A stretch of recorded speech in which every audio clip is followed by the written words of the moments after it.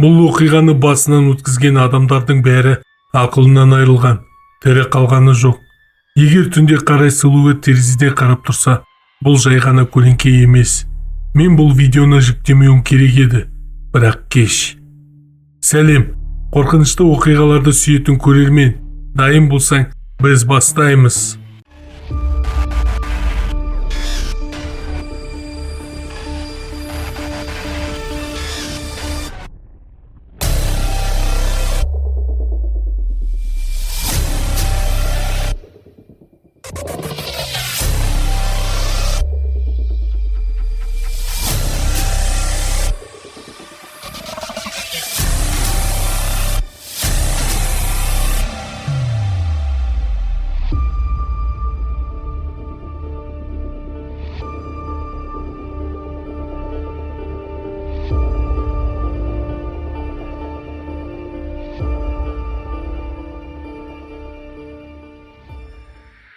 Бұл оқиға 2019 жылы басталды. Алғашында ешкім мән бермеді. Бәрі оны жай, қалалық аңыз деп ойлады.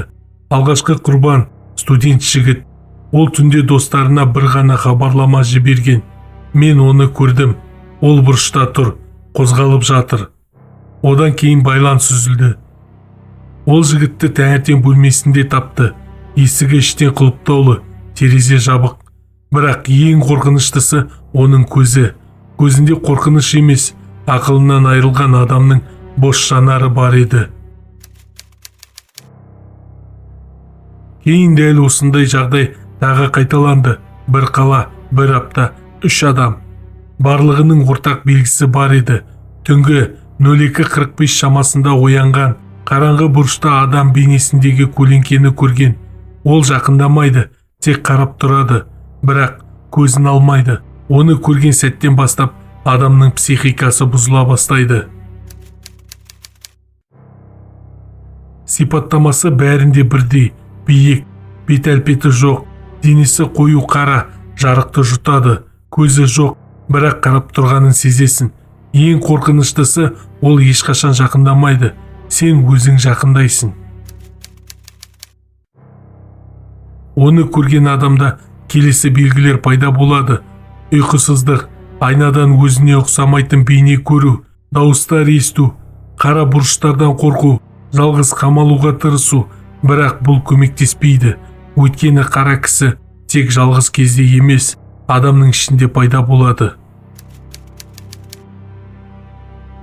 Бір блогер бұл тақырыпты зерттеймін деп видео түсіреді. Ол архив суреттерін, куәгерлердің әңгімесін көрсетті. Видео шыққан соң 3 күннен кейін ол да жоғалады. Пәтерінде тек бір жазу қалады. Ол енді менің артымда емес, ол менің орнымда. Психиатрлардың қорытындысы бірдей болды. Бұл жаппай галлюцинация емес, бұл триггер. Қара кісі адамның ішіндегі ең қара ойдың бейнесі. Сен оны көрген сәтте өз қорқынышымен бетпе-бет қаласың, ал әлсіз психика шыдамайды. Бұл видеоны көріп отырған сен қазір бөлмеңе қара, ең қараңғы бұрышқа. Егер бір сәтке біреу қарап тұрғандай сезілсе, бұл қиял емес, ол енді сені де байқады. Егер видео ұнаса, арнаға тіркеліп лайк басып, өз пікіріңді қалдырып кет. Әрине, мен оқимын.